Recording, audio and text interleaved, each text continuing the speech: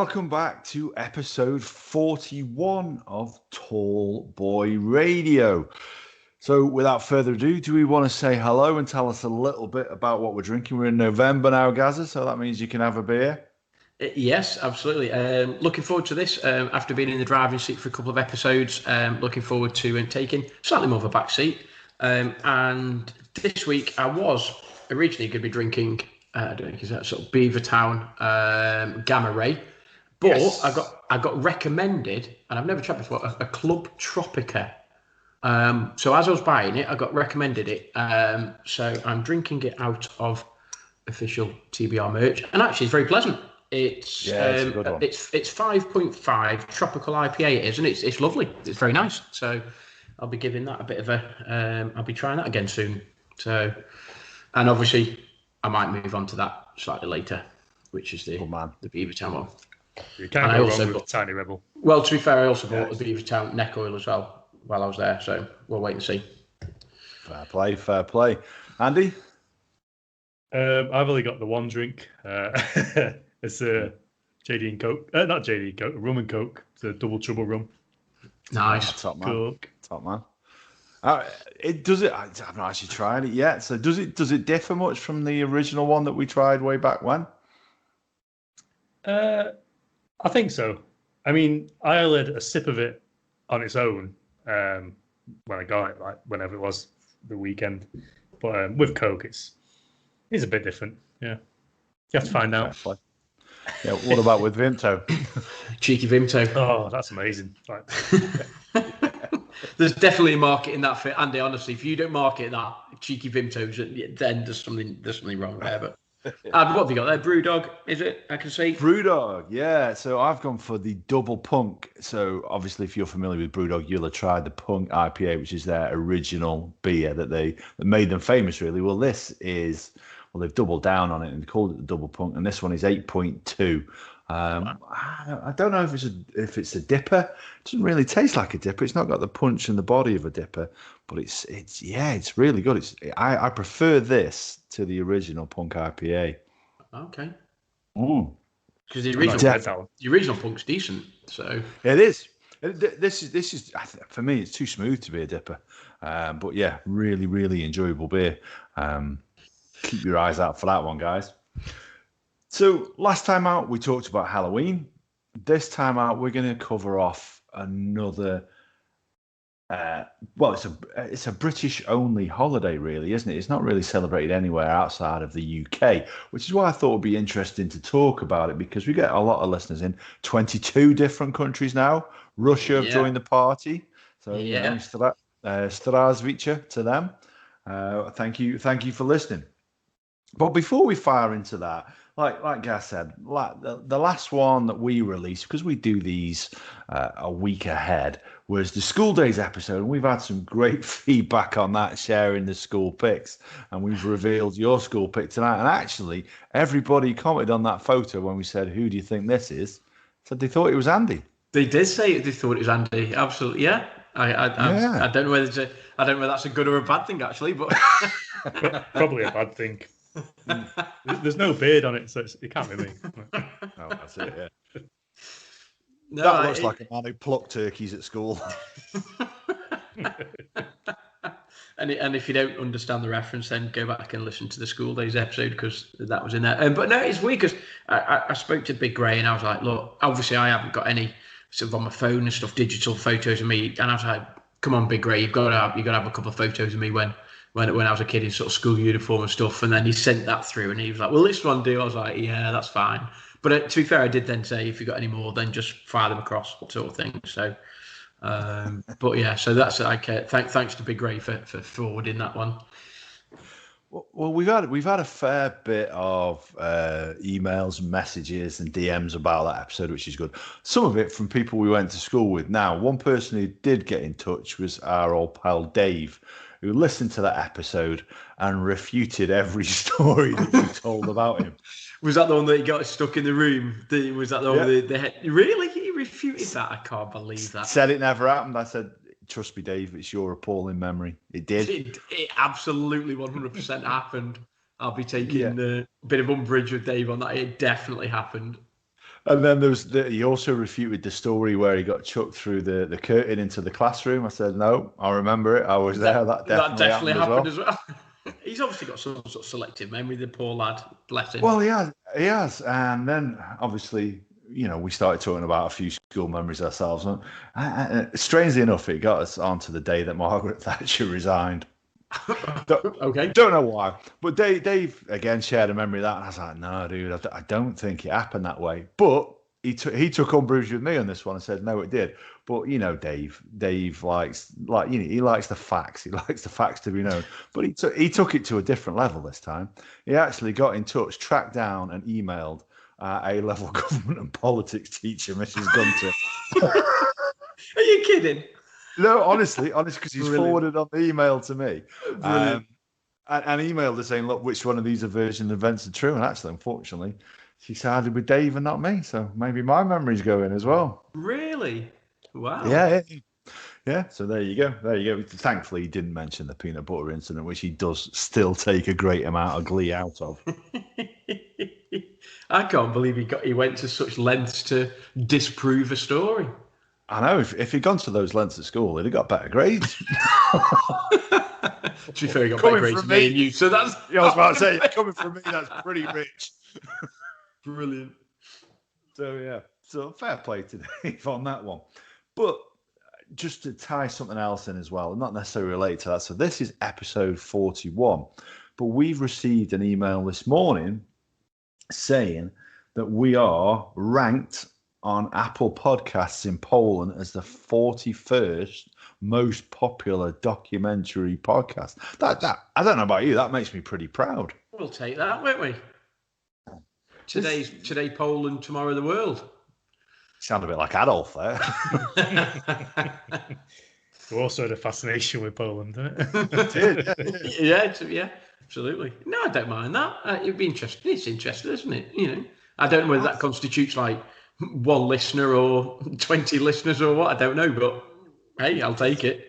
It's to be honest with you, there's 850,000 podcasts that you can choose to listen to. Now, obviously, not all of those are in the documentary category like we are, but I think to rank in top 50 anywhere in the world, even if it is Apple Podcasts, maybe they don't have a great listenership out there. I don't know, but for me, I was chuffed with that when we got that email this morning. We signed up to Chartable a couple of weeks ago, and it's been really limited the stuff that we can get from them because we use Anchor as our host. But to hear that, I thought that is fantastic. That's somewhere to be proud of. Absolutely, because to start charting there, like you say, Poland one day. Where will it be next? Obviously, they're listening to us in Russia now. We've got a lot of listeners in the US, a whole load of listeners in the UK. The amount of places that are listening there is growing and growing on a daily basis. So I'm pretty pleased with how it's going. Although we had one message that we did get as well. I got a message come through. It's just simply read #bring back Ken. No, really? Where's that from? Well, Ken. I presume Ken. No, so I no, it wasn't from Ken. I'm only joking. But yeah, I did reassure them that we've got a few episodes planned with Ken before the end of the year. So yeah, that was it. I love it when people take the time to get in contact with us. We had another message as well earlier in the week from someone who listened to the Doomsday Preppers one, saying that she had trained as a doctor and was a nurse and a psychic and a medium. I thought, wow, you literally tick all the boxes on every episode we've done. Get them exactly, on. Yeah, exactly. So yeah, that's great to hear from people. And if you're listening to this and you just want to share something with us, then please take the time, drop us an email, a message, whatever, because I promise you, we'll always take the time to get back to you. Absolutely. So before we get going anyway on this episode, one of the things we like to talk about is darts as well. We like to tie darts in, and our friends at Double Trouble, obviously, Andy's drinking the rum tonight and enjoying it. And they're getting the rum back in stock by the end of the week, I believe. But they've launched a challenge, which I'd be interested to know if you guys have seen it. If you've seen it been released tonight, if you've had the email, the Double Trouble one. No, go on. I don't think I picked that up. It's a really, really decent price. I think you can win a sign, as a shirt, some signed darts, a bottle of the spirits, like a full size bottle of the spirits.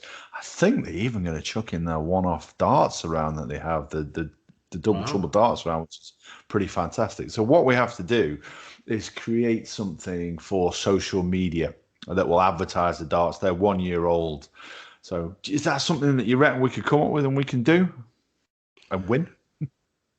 I'm sure we could do something. Whether or not we win is another matter. But I'm sure with our track record of coming up with various harebrained and hair scaring ideas for this, that, and the other. Yeah, I'm sure we can come up with something.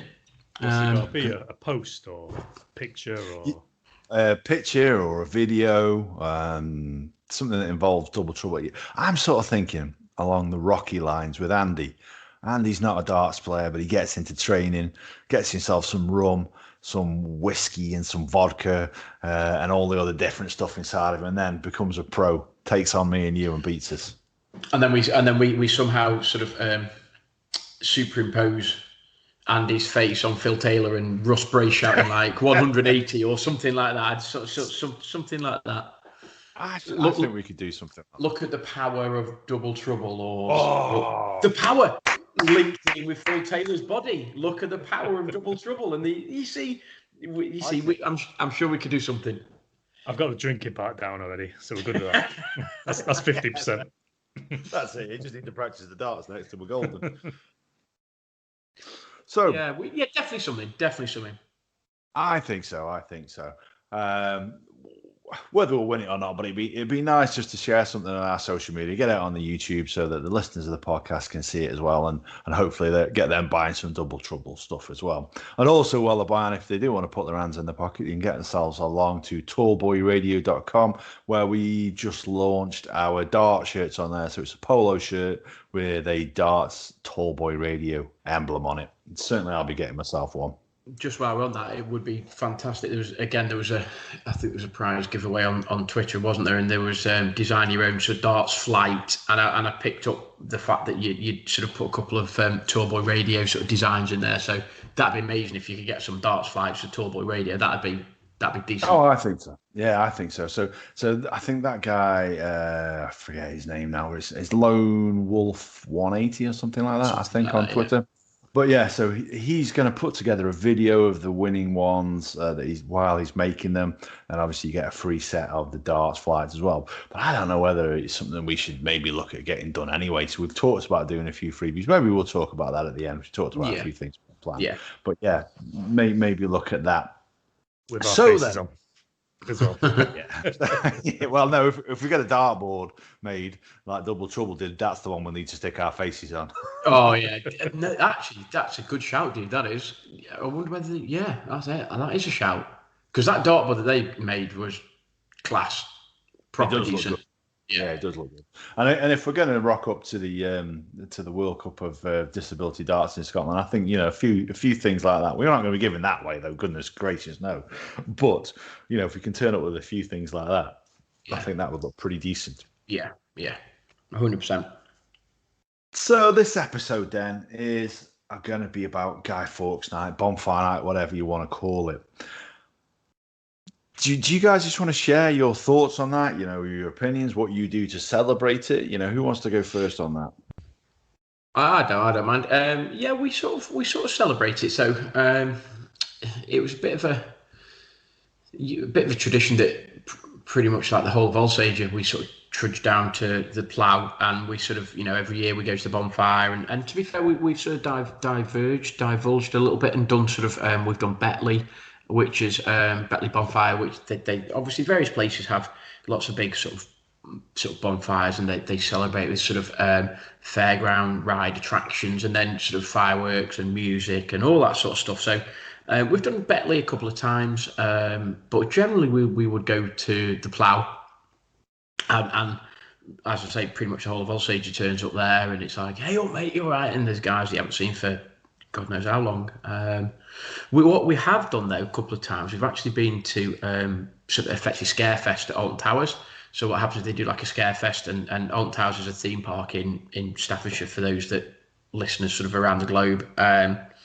Ranks probably number 1 or 2 sort of theme park in the country, sort of thing. And what you do is you get like a combo ticket, so you buy a ticket for the day, and then you get to stay for the evening, and you get like the firework display and stuff. And I'll be honest, the couple of times that we've taken the kids, it's been phenomenal. It's been brilliant. There's like laser displays, and all the fireworks are sort of effectively choreographed, a bit like, like your New Year fireworks. They're sort of choreographed to music, so they put some tunes on there, and there's this massive big sort of firework and light display, spectacular sort of evening. It's brilliant. So we've done that a couple of times, and that's, if you have got kids, it's a bit pricey because, if you go during the day, the theme park tickets are pretty pricey. But if you have got kids, youngish kids, and they like firework displays and stuff, then that's brilliant. I couldn't recommend highly enough. So we've done that a couple of times. Haven't ever really done fireworks at home, I have to say that. I think I'm a bit anal in terms of sort of just the safety of it. I just don't like the idea of just sort of letting off fireworks sort of, in your back garden when potentially, things could go wrong, really. So we've never really done that. Even growing up with my mum and dad, we never really did that. So yeah, we sort of celebrate it. And if we're around, we do try, actually, ironically, completely different than Halloween, where we don't really celebrate it at all and we don't really like it. We probably would go out of our way to sort of celebrate fireworks night, bonfire night. Our kids love it, which is a bit weird, really. But yeah, we generally will try and celebrate it. So fair play. What about yourself, Andy? No. Short and sweet. As a kid, we used to go to the bonfire and fireworks show and all that stuff in Northwich, where I grew up. But then over the years, don't really do anything. I think the odd time, if someone invites us to something, we'll come. So a few years back, we went and did the Alsager one. About 5 years ago, maybe longer. I don't know. Actually. Yeah. Well, before we had kids, I think. Yeah. Well, you definitely need to get yourself back down to Alsager then, because that's definitely something that we could have some sort of TBR. Whether yes. That might be a bit short notice to do it this year, but I'm sure we could do a sort of TBR. Obviously with COVID as well, I'm sure it won't be happening. But obviously that's something that we could pencil in maybe for 2021, along with Andy's 14 other trips, whatever he's got for us next year. But we're moving to Europe. Yeah. We're going to move to Bruges. That's what we're going to do. We're just going to go there. I think I like the idea, but I don't know about doing a podcast with fireworks going off in the background. I'm not sure how much you're going to get recorded down there, to be honest. Yeah, but we could go. We could go and get, we could go and interview some people, talk to a few people, and maybe film the fireworks going off. Perhaps add it onto the video version of the podcast. Yeah, you could perhaps see if you get something onto the YouTube version or whatever. I don't know. Yeah. So same as yourselves, we've always done something for Bonfire Night, which is normally going to the one in Alsager. Never done the Batley one, actually. I've been told it's very, very good. It's good, yeah. I do remember a few years ago, like I say, Andy and Amy came and joined us, and we took a walk out to the one at the Plough there, previous to which it was at the old college, wasn't it? So, yeah, pretty decent. One of the things that Kim has told me I am not allowed to talk about on this podcast is setting fire to things and setting off fireworks in my youth. She says, I'm not allowed to glorify that kind of behaviour. But yeah, obviously, I'm an idiot, so that's what we did when we were kids. Although the one memory I have to share with us, because we did used to do fireworks in our back garden, when we were down East End Road. One year, it was a particularly rainy one, my mum and dad bought indoor fireworks. And you think, well, that's a bad idea, isn't it? But literally, are they the same ones that Mario Balotelli doing? Is it Man City? Yeah, Balotelli when he set them off in his bathroom. No, literally, they were these things that you lit, and all they did was create ash and a smell, and that was it. They did nothing. There was no lights. Indoor fireworks. Whoever came up with that, gee whiz, they'd been drinking something pretty heavy beforehand, hadn't they? So you did. You see, I tell a lie. I said we never really did them. I've got a vague recollection. Maybe once we might have done fireworks when we lived actually in Cherry Tree Avenue, which is Church Lawn, so just by the sort of primary school that was, now it's a special school.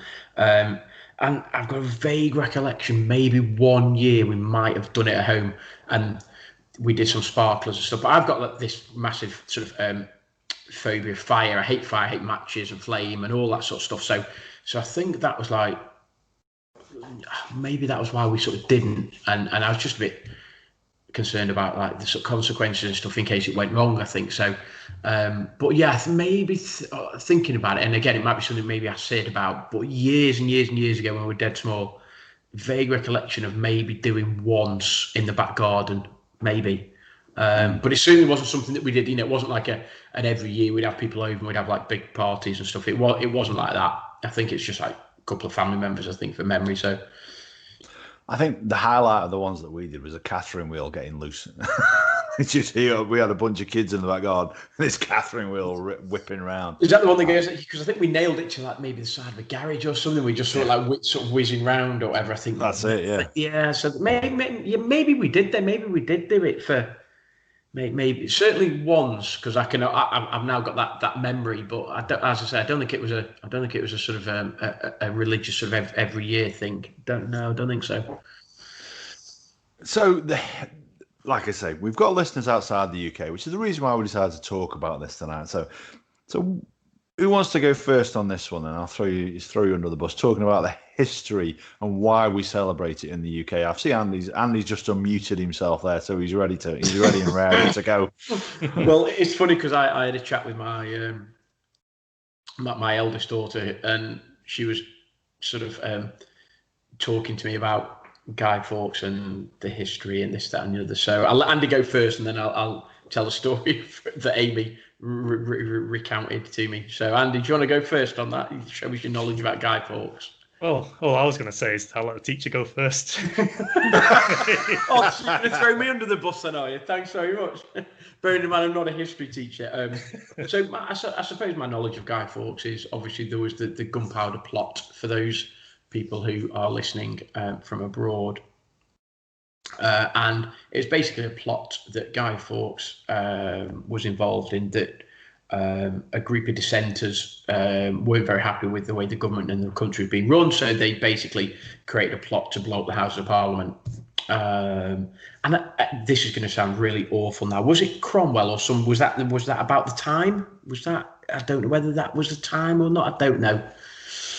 That's showing my ignorance now, and I apologise to all those historians out there. But basically, it was a plot to blow up the government and the government buildings, and it sort of failed spectacularly. And obviously, then Guy Fawkes was caught, and was he hung and drawn and quartered, maybe, or hung and drawn, maybe, I don't know. And then pretty much since then, and I don't know whether or not it's celebrated like the year later, but over time, you're talking about like decades and hundreds of years, sort of thing. Over time, it sort of has become more celebrated, hasn't it? So Andy's obviously Googling it now, because I can see the reflection in his face. So he's going to tell us all about it. Well, I know it was celebrated the year after, and back then it was given the rather catchy title of Gunpowder Treason Day. Oh, okay. And basically, they were celebrating the attempt on King James I's life, and it was the fact that he obviously survived the attack, given that it was unsuccessful. Go on, Andy. Then tell us a little bit. We know you've done your a little bit of history research. Tell us a little bit about it, dude. Well, I was trying to remember, because obviously you learn in school and stuff, and I was like, I can't really remember what it was about or anything like that. So I had a quick read through earlier. Yeah, I think what surprised me was his age, like 36 when he did it. Well, yeah, quite interesting. What are you expecting to be a bit older, sort of thing, or? Yeah, but I suppose that was old back then, I guess. I suppose, that's it, yeah. Yeah, life expectancy and all that, yeah. So I can't. I genuinely and again, apologise for my naivety. You said was it James the First? Did you say? Yep. So does that mean that? So if he was on the throne, does that mean that Guy Fawkes was supporting? And I'm sure I want to say Cromwell. Was it Oliver Cromwell? Was that James the First? I don't know. Well, ultimately, James the First was a Protestant, whereas Guy Fawkes or Guido or Guy or Guy, I don't know how to pronounce his name. But Yeah. we'll come. I'll tell you a funny story about that later as well. But yeah, he was a Catholic, and the idea with blowing him up and they put they stored the gunpowder under the House of Lords. The idea was to get rid of him and replace him with a Catholic leader, because obviously back then the royals had a far more active say in politics, whereas now it's much more ceremonial. When you see the state opening the Parliament, you see Black Rod knocking on the door, and then the Queen gives her speech. Back then, obviously, the royals had a little bit more of a say, which is scary now when you think about the likes of Prince Andrew. So anyone else got anything to add then to the history there when you were looking it up, Andy? No. I'm just going to have a look there. I might have shown my naivety there, because I'm just looking at it. Might have been Cromwell. I don't know whether it's Cromwell. It's not sure, because anyway, I've got something to Charles I as opposed to James I, so it might be my naivety there. But I'll have to double check the dates. So it's 1605 was the year that he made his attempt. Now, interestingly enough, this guy was schooled in one of the places that we talked about on a couple of our podcasts, York. And I think we talked about actually when we did the staycationing episode, that if you take a boat ride down the river, you actually go past the school where Guy Fawkes was educated. Okay. And the interesting thing about that is, like most schools and like most public places, they have a bonfire every year on the 5th of November. And the idea is, obviously, we're not celebrating that somebody had the cracking idea of blowing up the Houses of Parliament. We're celebrating the fact that it was unsuccessful. But you then burn a guy, don't you? You burn an effigy on the bonfire. And they don't burn an effigy of a guy on their bonfire, because obviously he was a student at their school. It'd be disrespectful to burn an effigy of one of their ex-students on there, which I found quite interesting. So when we're talking about bonfires and we're talking about the different effigies that are burnt, where then is the most famous place in the UK for these bonfires to take place? Is that a genuine question? Is that like it's been known to be this place? Is this place? Yeah, dude. I thought Lewis. No, I didn't know. I didn't know that. Lewis is very famous for its bonfires, and actually they have about 6 committees every year. And obviously, rather than burning an effigy of Guy Fawkes, they burn an effigy of someone who is, shall we say, famous or infamous. So Lewis, as in down on the south coast, Lewis. That's the one, yeah. That's the one. Very, very famous. Very, very famous actually. And they march the streets with the burning crosses and everything. And I did start looking into the statistics for the amount of people that sustained burn injuries in that area, and it goes up fivefold to each year. So obviously getting a bit more careless. So 2001. They burned Osama bin Laden on their bonfire, which obviously makes sense after the September 11th. I'll just share with you then some interesting ones. So 2015, they burned David Cameron along with what?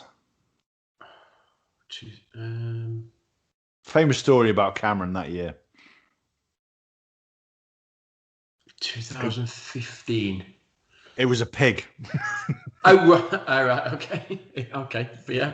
Google that if you're unfamiliar as to why we might be saying that. And then they also burn Sepp Blatter, obviously famous that year for his taking bungs and Jeremy Clarkson, obviously, who got upset about his dinner being late that year.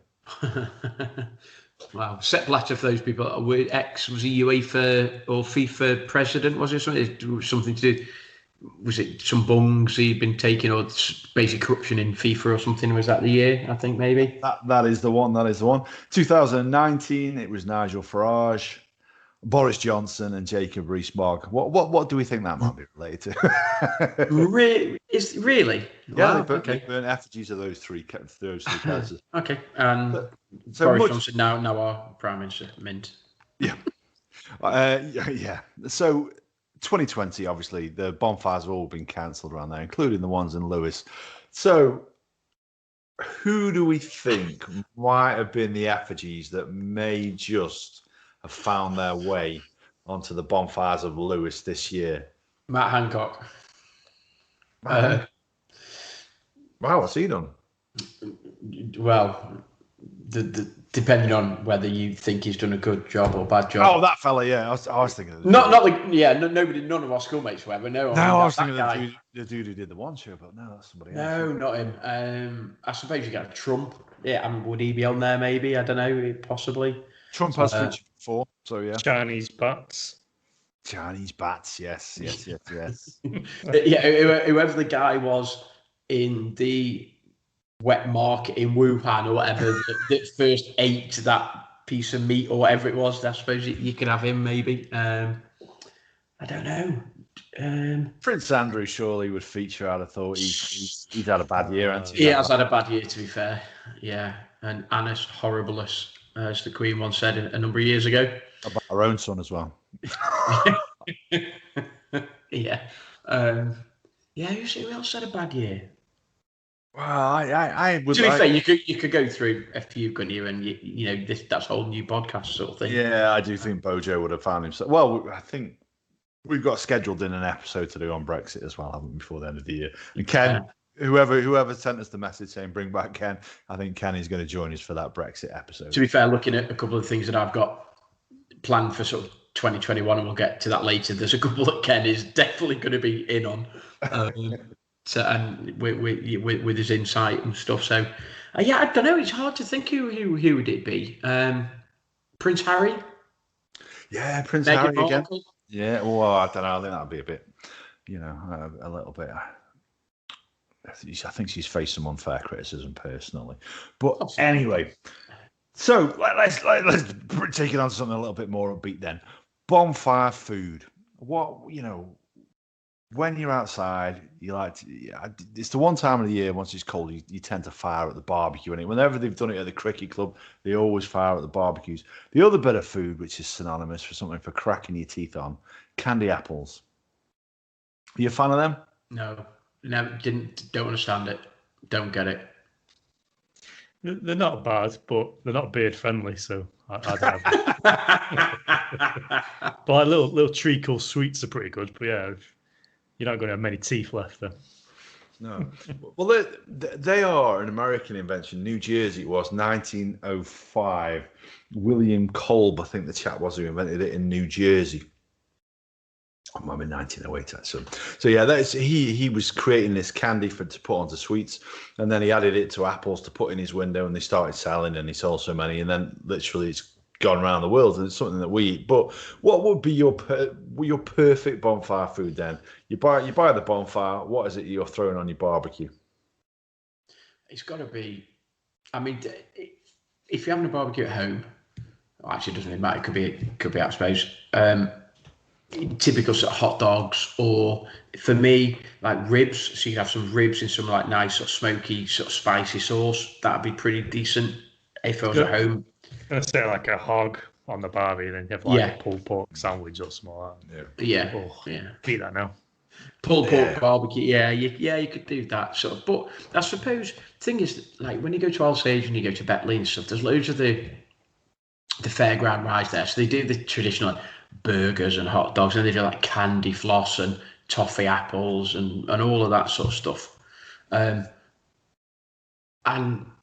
yeah, I sort of get it, but burgers for fireworks, not for me. For me, it would be your smoky, barbecue-y sort of ribs, pork, even to the extent you could do some sort of shredded duck type thing with something on. Do you know what I mean? That it'd be more that. I think I'd go down that route rather than just your burger.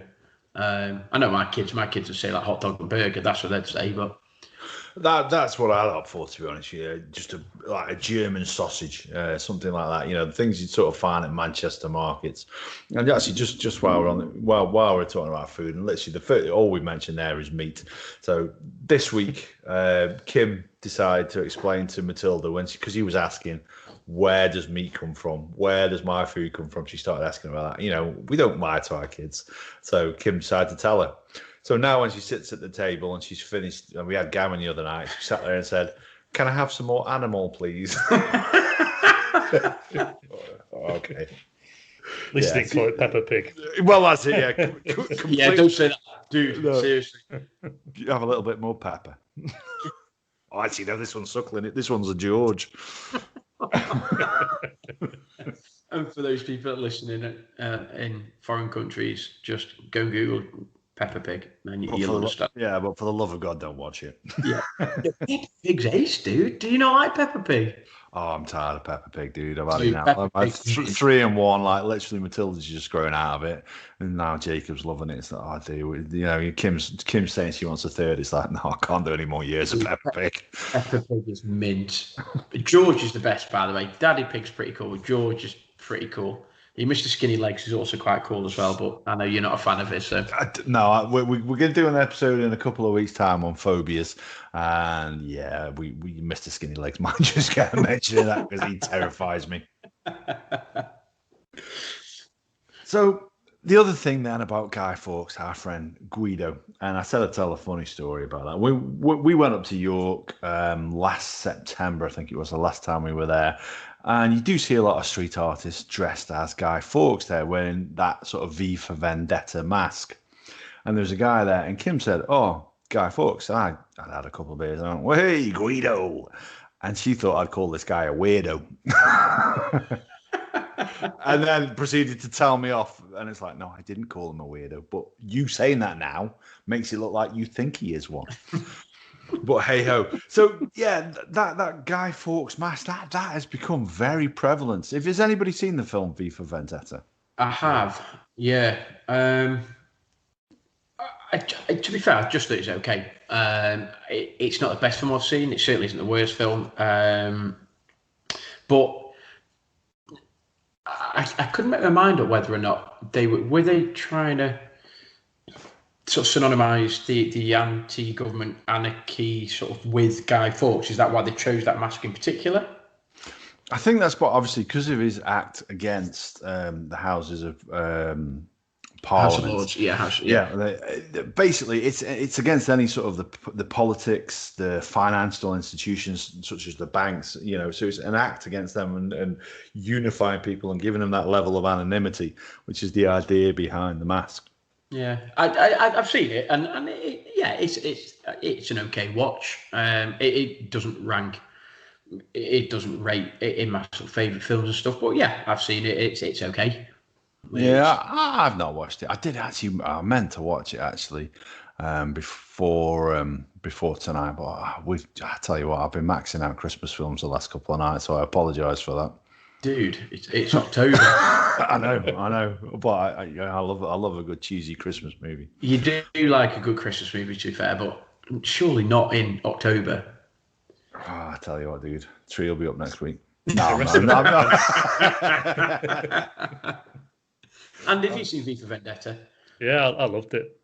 I'd pull it as maybe my top 30 films. But no, it's really good.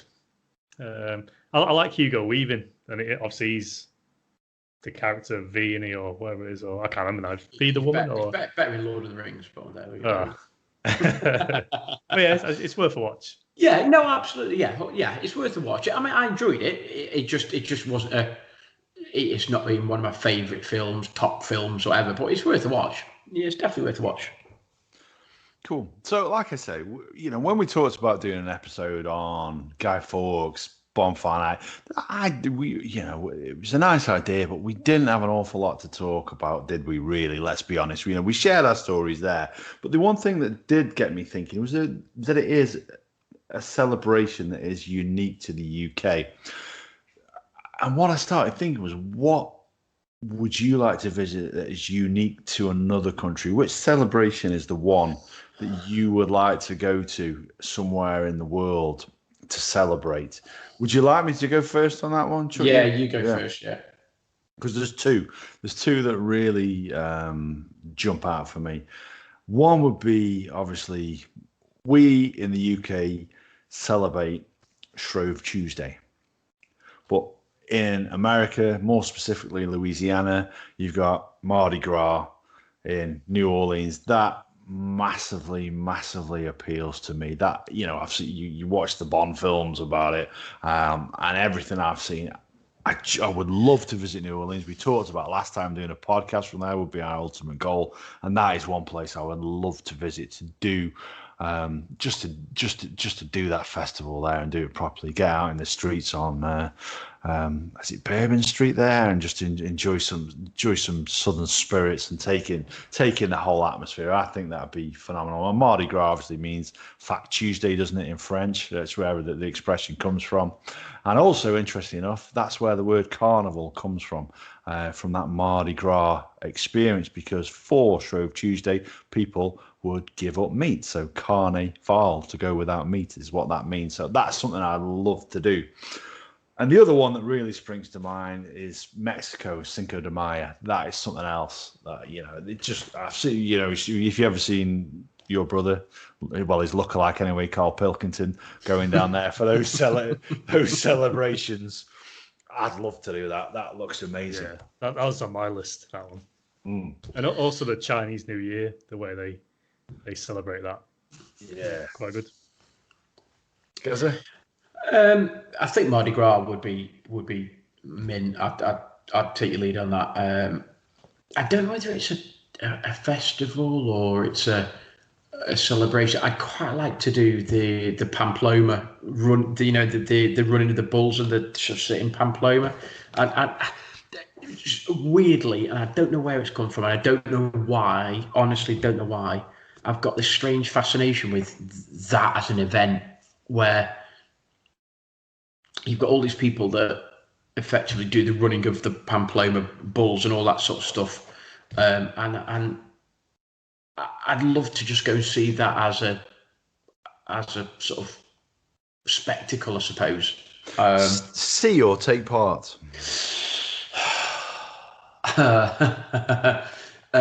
I'm 47 now, so maybe 27 years ago I'd have said take part. I was going to say, with your ankle, I would say taking part.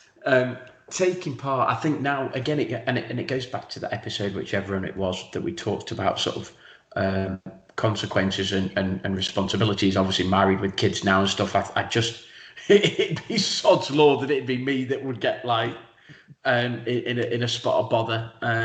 I'd love to say that I took part and I ran, but weirdly, I think I'd just like to go and just experience it. I think there's a couple of other sporting events and stuff, but that's not necessarily a celebration, or it's more of a prolonged tour sort of thing. But I think as a one-off, yeah, Mardi Gras would be great, and go to New Orleans would be phenomenal. And if ever TBR actually happened there, it would just be bucket list stuff. But the running of the bulls, I think that'd be one for me.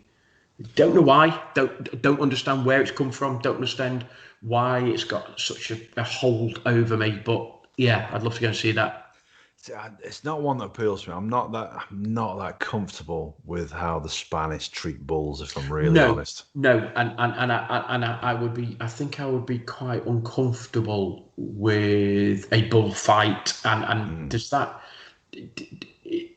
sit weirdly with me wanting to see bulls running down a street effectively?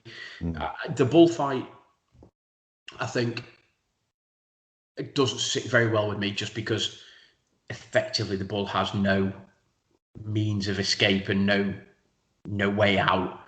Whereas I think, and I sort of get the fact that if the bull gets down to the bottom of the road or whatever it is, the street, they then get put into a cab in a box, a cart, whatever it may be, and off, they're ferried away somewhere. But I think for me that the slightly more, the bull has more freedom in terms of running down the street and having a choice, as opposed to if it's in an amphitheatre, the bullfight doesn't quite sit right with me for some reason. So no, and like I say, when I know my younger brother Spongo did it, and I think, to be fair for this one, all right, there is a danger because they're running on a cobble street that they can hurt themselves, the bulls. But as he told me, he saw quite a few people getting a good old battering off the bulls. Yeah. Yeah, it's an interesting experience, that one. It is an interesting experience. And I think, and it's weird because would I like to sit in an amphitheatre and see, your traditional sort of matador bullfight? Doesn't sit with me. But the flip side is, I have got this strange fascination with the running of the bulls for some reason. I genuinely don't know why, don't know where it's come from, but yeah, I think if somebody said to me, "What's your top 10 bucket list?" I think that would be in the top 10. Wouldn't be number one, but it would be in the top 10. I was going to say, if it's one you're planning on doing, I get it done sooner than later, dude. You don't be doing that at 65. Just a minute. And as I say, whether or not I actually, don't get me wrong. I think, I'm 47 now. 27 years ago, or whatever, 25 years ago, I'd love to say I actually ran and I actually took part in the run, as opposed to sitting on a veranda with a beer watching everybody else run. I mean, that I think appeals to me a bit more now. But yeah, just a bit of a fascination with that. I don't know why, don't know where it's come from. So yeah, for me. But I take your point. Mardi Gras, New Orleans. Yeah, I'd love them. I'd love class. That. Yeah. So before we move on, I want to ask Andy a question about this one, because Andy's a dog owner, and dog owners have a different feeling about Bonfire Night to most people, because obviously they have a fondness for their animal, and I can remember as a kid, we had dogs growing up, and they tend to. Yeah, dude, you just whip it open quicker. Actually, might be better. There you go. The fireworks they upset dogs. And people, if you're on the old Facebook groups like What's Going On in Allsage, people get really bent out of shape about that. What's your feeling about fireworks then, in terms of your dog's perspective, Andy? We're lucky with Sophie. She's not bothered by them. I think she just sit next to you and watch TV or whatever. But funny enough, when you just remind me then of when I lived in Brussels, I finished shift. I think I finished like 10 o'clock at night or something like that. And I was walking down just outside the city centre. It's called St. Joe's, I think it's called. It's where the flat was. So I was walking down this road, and there's all these celebrations going off and fireworks. I was like, what the hell's going on? I don't know. I can't remember what time of year it was. Maybe it was like was it firework night or something like that. This little dog just like sprinted past me, and I was like, what the hell was that? Like a little Yorkshire Terrier thing. I just started laughing, because I don't know, I shouldn't have laughed, because it's just like running scared or whatever, but I was just like, what the hell? And then like 2 minutes later, this like largest woman's there like jogging up the road. I was just like, I turned around thinking, oh, should I go and help her? This dog was long gone. But I think someone further up caught it and all that. But yeah, I think Facebook groups for these, like our estate and stuff like that, yeah, they're always complaining about fireworks going off. And funnily enough, one went off a few minutes back. That's why I've been on mute. That's all right. They started already, have they? Well, they do it in the day. It's like on Saturday, I think it's like 2 in the afternoon. It's like, what are you doing? Even though it's gunshots. But yeah. It's the greater Manchester area. You can't rule it out. Well, tier 3 now, you know what I mean? It's like, come on, you got to, you don't know what's going on in them. Yeah. It's weird, because we had, sort of, when Mum was alive, we had a couple of dogs. We had Winston, who was just like mint. I loved Winston. And he was a Heinz 57 dog. We got him from a rescue home. Genuinely don't know what his pedigree was or whatever, if even he had pedigree stuff. We think there might have been a bit of greyhound, a bit of this, bit of that in him, sort of thing. And he was proper chilled and stuff. But actually, fireworks night, he used to hate. He'd whine, he'd put his head down. He'd hear the fireworks and stuff, and he'd go and cower in a corner. And you just thought, you know what? Yeah, that's not great, is it? And then when we had Tilly, who was a Springer Spaniel, she was a mad thing anyway, but she didn't really massively like it. But she wasn't as bothered as Winston. Winston hated it. I genuinely hated it. And for quite a big dog, literally would just be cowering in the corner, just like yelping and cowering and stuff. And you're just like, wow, like, I don't. Is it the noise? Do they pick up on the atmosphere of the humans, or is it literally just the bang of the fireworks? Because obviously they're not outside, so they don't get to see the lights and stuff. Their hearing's a lot more sensitive than ours, isn't it? So it's going to be a lot louder and it'll have much more of an impact upon them. Yeah. So, and I wonder obviously I wonder whether it's that. But yeah, Winst wasn't. He wasn't great with it. I'll be honest. And as I say, he did do a bit of sort of cowering and whimpering and stuff. And you're like, it's all right, Winst. And then the next one would go off. You're like, oh bloody hell, he started again, sort of thing. He'd be like diving into the corner, sort of thing. Bless his little cotton socks. But yeah, it must be. If you genuinely are a dog lover, dog owner, sort of thing, it must be a bit of a concern that the time of the year, just because you think, actually, you know what, almost like there's like an expectation. It's like, I know my dog doesn't like it, so there's like an expectation that you're leading up to it, and you're like, oh, I hope they're okay. I hope hope nothing happens and stuff. So, but I suppose, Andy, if if Soph isn't that bothered, then it's sort of fair play, sort of quite lucky in a way, I suppose. Yeah, I hate it though. Because what do you hate it because of how you think Soph might feel about it, or a bit of that? But I think it's just I'd rather just see it on Bonfire night and New Year's, not every day of the week for weeks before and weeks after. It's really, really irritating. Yeah, it's not that it's dead loud in the house, but it's just like the fact that they're going off. And it's the same when you actually go to a firework display itself, don't you? You enjoy the first couple, and after that, they're all pretty much the same, aren't they, really? Yeah, first 2 minutes are all right, then the other 58... come on now. I take a slight umbrage there, because obviously, yes, if you go to... I'm not going to say poxy sort of firework displays, but because actually, and also obviously the round table and stuff, the Lions, they do a good job, I think, and actually the fireworks display in Osage generally is pretty good. But when we went to Alton Towers, and we did the couple of times, 2 or 3 times we've been there, it is mint. And I know you turn and say like one bang is the same as the next bang, and one flashing light's the same as the next, but when they actually couple it with music and the atmosphere and the fireworks are being let off to the beat of the music, it actually makes you think, wow, that, excuse my French, that's fudging mint, that is. It literally is like, you're there and like the noise is like, then the fireworks are going off at the same time, you're like, actually, that's mint. And it's not just random fireworks let off and you're like, yeah, mint, there's a banger and there's another banger sort of thing, you know what I mean?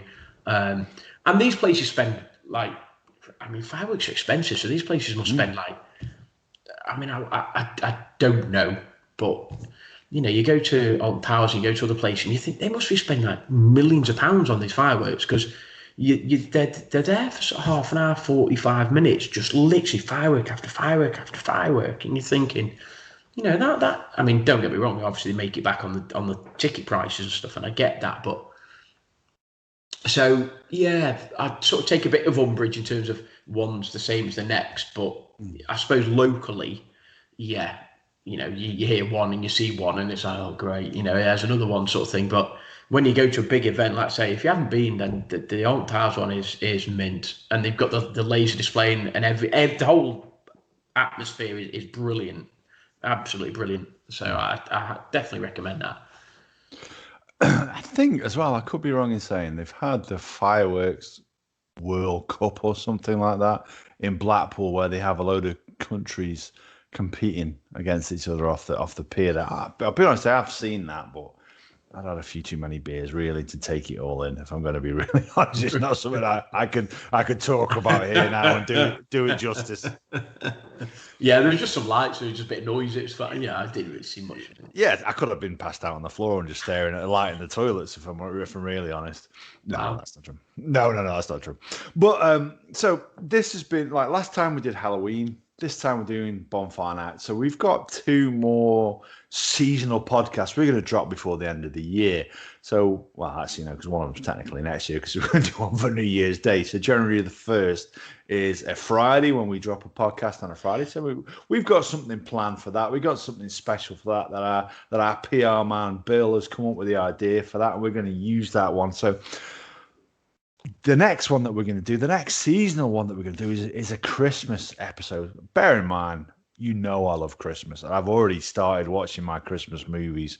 Christmas 24 has already been on in our house. It's been on today. I actually watched a film that I watched yesterday as well, so I'm not ashamed to admit it. What are we going to do then for a Christmas episode, for a Christmas podcast? Yes, there'll be sleigh bells over the music. Don't you worry about that. But what else?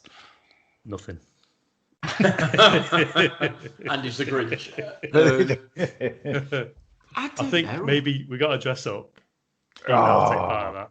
Yeah. I think we're gonna have to do some sort of whether or not we invite long-suffering family members to sort of make a guest appearance. I don't know. I know Amy would love to.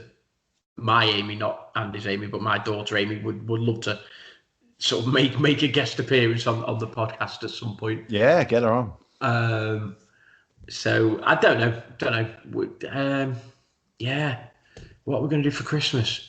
Obviously, lots of drinking of alcohol, chocolates, music. Oh, I mean, you could go down, and I don't know whether we did this did we do this in the film episode? Did we do a favourite Christmas film? Maybe you could. I think we touched on it. Yeah, we touched on it. And we did touch on whether Die Hard is a Christmas movie, but. Yeah, I think we can touch on it again. Bear in mind that was 2 hours, and I'd be amazed if anyone went all the way through that episode. Yeah, exactly. Yeah, that was film length in itself. I don't know. I don't know. Favorite, Christmas presents, or what does Christmas mean to you, or your best Christmas present ever, or your Christmas memories. There's loads of things you can actually. I might save that for that episode actually, because I've got one horrendous Christmas memory that. That one. I'll leave that. That one will be brought up. Yeah, you know exactly. I know the one. Yeah. Well, the other one, while we're doing films, for me, the TV series that did that Christmas special, that needs a mention as well. Those TV series, your Father Ted episodes. I love the Father Ted Christmas special. Yeah. I mean, you could do. Did they do? Was it an Only Fools and Horses? Did they do a Christmas episode of those sort of thing? So you could do something like that. Sort of, what do you look forward to TV wise? There's always a Bond film on in there and stuff, but you could always look for, what is it you look forward to over the festive Christmas period? Maybe. Sorry, I'm burping. That's terrible. Yeah, did you pick that up then? Oh yes, I think so. But. So if you're a listener and you're out there, get in touch with us. Let us know what you want to hear from us at Christmas. Well, it's closer than you think, because obviously, let's face it, we're not going to be sat down on Christmas Eve recording this episode. We're going to need to do it a couple of weeks beforehand. But yeah, get in touch with us. Let us know what you want to hear for us at Christmas. So I think we're pretty much at the end of this episode now. We're pretty much coming up to the hour mark. So I think it's time to say cheerio and leave everybody with a message. Who wants to go first? And Nick, you go first. Yeah. It's an interesting episode. Christmas shouldn't be talked about until December. I'll catch you in the next one. Guys.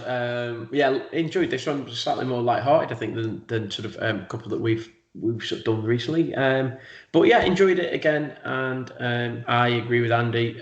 Christmas shouldn't be talked about until December, and certainly decorations and Christmas trees and stuff shouldn't be up until, I would say, 10 days before Christmas. That's it. And I'm not this big believer that Adam is in terms of 1st of December, decks up and all that. No, not for me. But I'm sure, no doubt, we'll discuss, argue about that in a couple of episodes' time. So I love you and leave you guys. It's been great, and chat to you soon. Awesome.